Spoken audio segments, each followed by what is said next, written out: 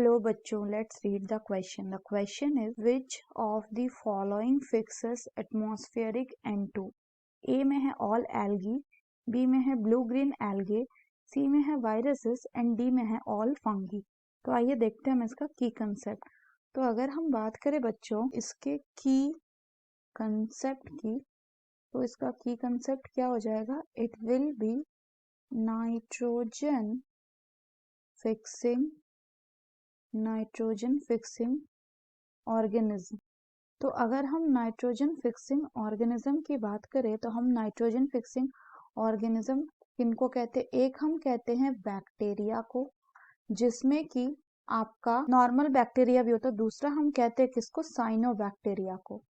Cyanobacteria ये भी क्या है बच्चों? ये भी आपका बैक्टीरिया ही है, लेकिन ये बैक्टीरिया में यू बैक्टीरिया है. फर्दर बात करें तो ये जो नाइट्रोजन फिक्सिंग ऑर्गेनिज्म होते हैं ये फ्री लिविंग भी हो सकते हैं, फ्री लिविंग, एंड ये सिम्बायोटिक भी हो सकते हैं. सिम्बायोटिक मतलब कि ये हायर प्लांट के रूट नोड्यूल के साथ सिम्बायोसिस एसोसिएशन करेंगे, जहां पे ये बैक्टीरिया को शेल्टर मिलेगा प्लांट के रूट नोड्यूल में, और ये बदले में क्या करेंगे? दे विल फिक्स नाइट्रोजन, जिससे कि क्या करेगा? वो सॉइल को नाइट्रोजन देगा और बाद में उस नाइट्रोजन को प्लांट यूटिलाइज करेगा. तो फर्दर बात करें तो जैसे सिम्बायोटिक एसोसिएशन का एग्जांपल क्या हो जाएगा? इसका जो बैक्टीरिया है इट विल बी राइजोबियम. और जो ये आपका नाइट्रोजन फिक्सिंग, यानी अगर हम बात करें कि N2 फिक्सिंग बैक्टीरिया को हम क्या बोलते हैं? So they are called as nitrogen fixing bacteria या N2 फिक्सर.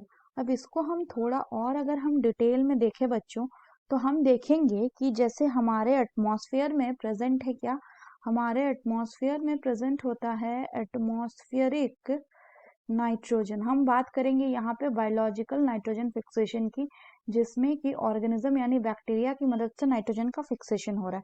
अब क्या होगा कि इस एटमॉस्फेरिक नाइट्रोजन को, this atmospheric nitrogen will be fixed by nitrogen fixing bacteria, और ये किसमें कन्वर्ट कर देगा? They will convert it into ammonia.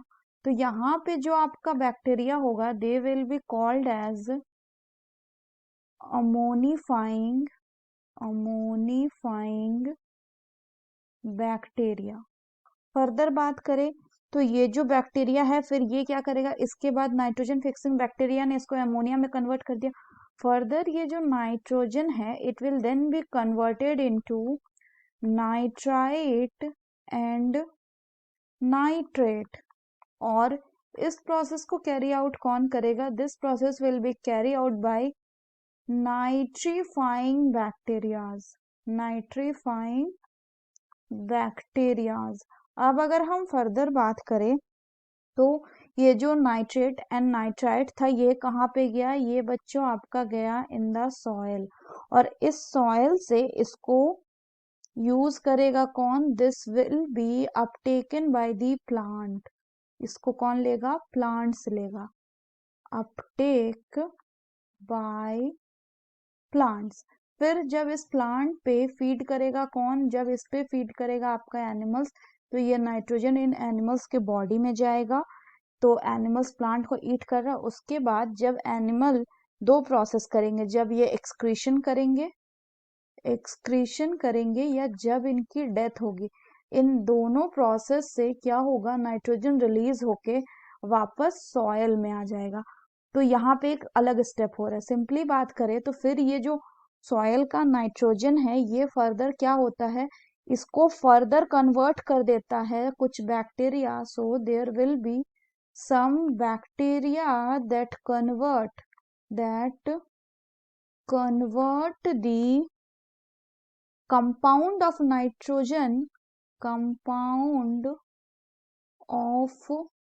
Nitrogen को किसमें कन्वर्ट कर देगा?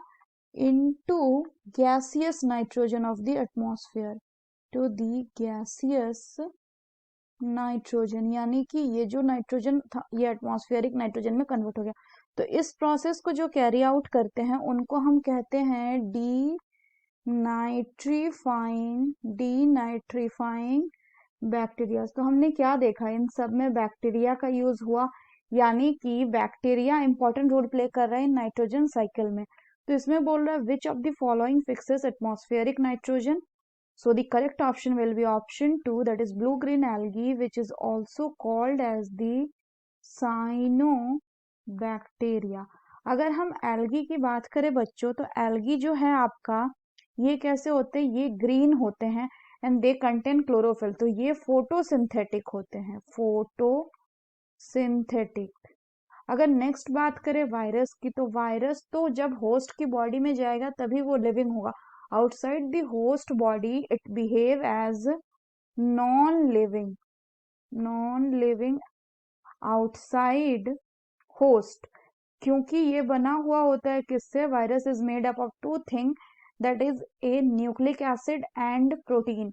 और फंगी की बात करें तो फंगी जो होते हैं ये अपना फूड को ऑब्टेन करते हैं किससे, dead and decaying organic matter से, इसलिए they are called as the saprophytic.